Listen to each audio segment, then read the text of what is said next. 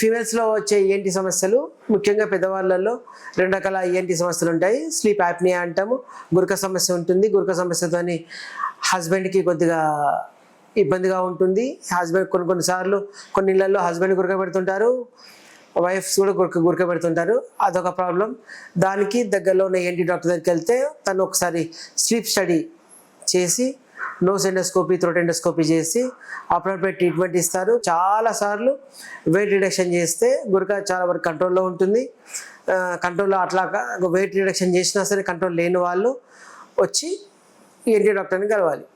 గురక తగ్గడానికి 2 చిట్కాలు. ఒకటేమో బరువు తగ్గాలి, రెండోది సైడ్కి పడుకోవాలి. సైడ్కి కానీ బోర్ల బొక్కలు కానీ పడుకోవచ్చు. పడుకుంటే గురక 60 to 70% తగ్గుతుంది.